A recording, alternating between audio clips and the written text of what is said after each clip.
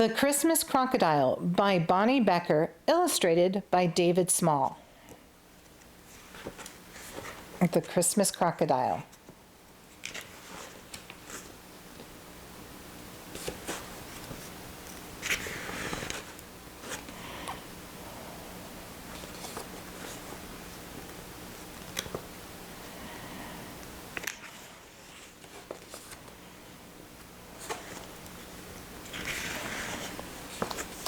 The Christmas Crocodile didn't mean to be bad. Not really. Alice Jane found him on Christmas Eve under the tree. He wore a red bow around his neck. It was lovely, except he ate it.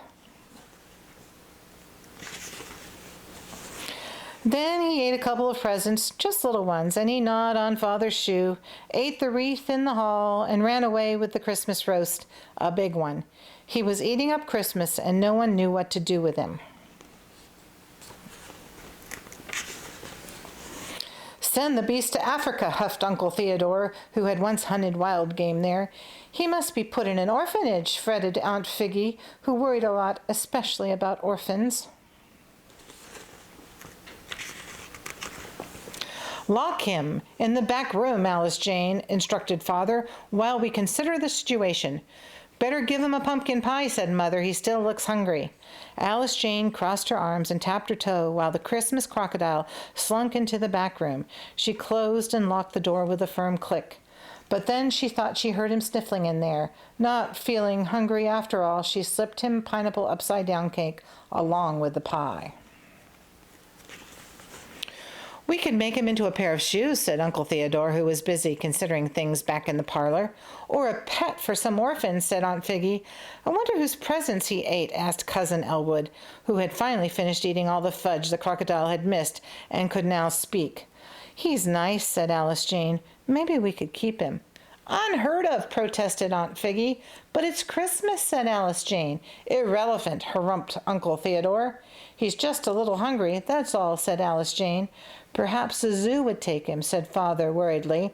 He needs a real home, cried Alice Jane. Well, think about it, dear, said Mother, and she sent them all to bed. The Christmas Crocodile didn't mean to be bad, not really, but in the middle of the night he ate through the back room door, swallowed 29 crumpets on the kitchen counter, a box of pralines, 1 fruitcake, 5 golden oranges, and left the stove-top burner and a plate of ginger star cookies. They were for Santa. Then he crept upstairs. One door was open just a bit. He nuzzled it open a bit more. Inside he found a tasty talcum powder, a feather boa that tickled his tongue, and a swig of perfume. Just right. Then he found 10 pink toes. He sniffed them. He licked them. Yum. And he took a teeny, tiny bite. Ah! Aunt Figgy's scream shivered cobwebs in the attic and made the dust dance on a bottle of wine in the cellar. I'll save you, roared Uncle Theodore, waking with a start from a dream about cannibals. Run for your lives, shrieked Cousin Elwood.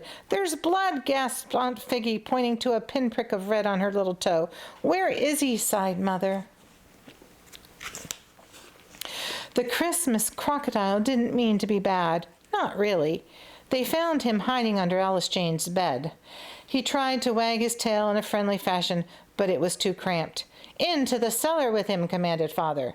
The Christmas Crocodile scooted sadly down the stairs to the basement. He shivered in the cold, but Alice Jane crossed her arms and tapped her toe. She closed and locked the door with a firm click. She went back to bed and lay under her warm blanket. She swallowed a lump in her throat. Somehow it didn't feel like the night before Christmas anymore.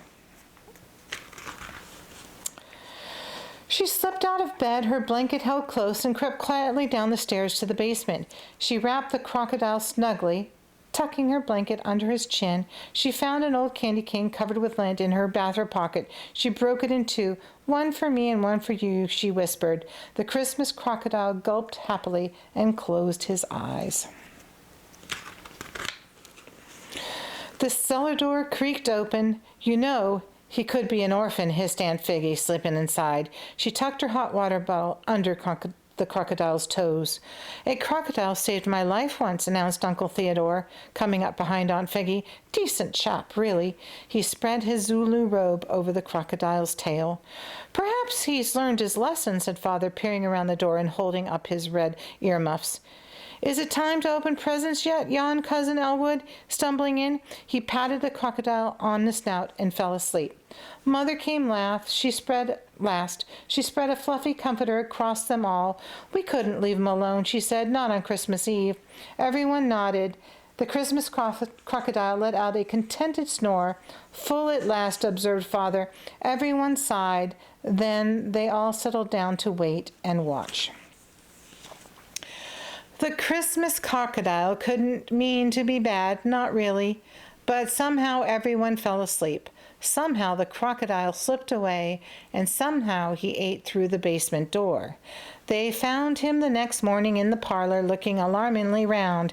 Alice Jane's blanket was gone, Aunt Figgy's hot water bottle was gone, Uncle Theodore's Zulu robe was gone, Father's earmuffs were gone, Mother's comforter was gone, the Christmas tree was gone, a blue spruce. All the presents were gone except one. "Pump his stomach!" yelled Elwood. "Send for my elephant gun!" roared Uncle Theodore. "Those were for the orphans," shrieked Aunt Figgy about the missing presents.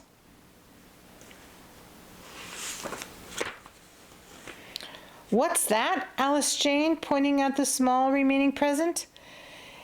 "If he didn't want it, it must be bad," Cousin Elwood announced.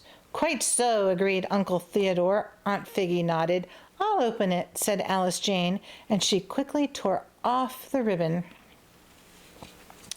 "It's from Uncle Carbuncle!" cried Cousin Elwood. "Good old Carbuncle!" shouted Uncle Theodore. "Carbuncle at last!" breathed Aunt Figgy. "But we haven't got an Uncle Carbuncle," protested Alice Jane. Since she was right, no one knew what to say, but Alice Jane knew it meant that the Christmas crocodile had been delivered to the wrong address, and sure enough, the doorbell rang. At the door were two delivery men. "Take him away," Father said firmly. The two men hoisted up the crocodile and staggered down the snowy steps to the waiting van. "Goodbye," said Alice Jane sadly. The Christmas crocodile snuffled. One great crocodile tear ran down his snout, but then he saw the sign on the delivery van.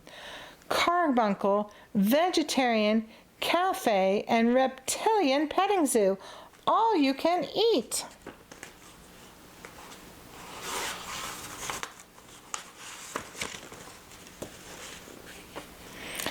"I'll come visit you soon," promised Alice Jane as they loaded him into the van. "Merry Christmas!" cried the delivery men. "Merry Christmas!" cried one and all. The Christmas crocodile didn't mean to be bad. Not really. He waved his tail farewell, but as the van rounded the corner, it did look like a delivery man's cap in his jaws. "Well," sighed Mother, "peace at last." Yes, everyone agreed, except Alice Jane, who didn't say a word.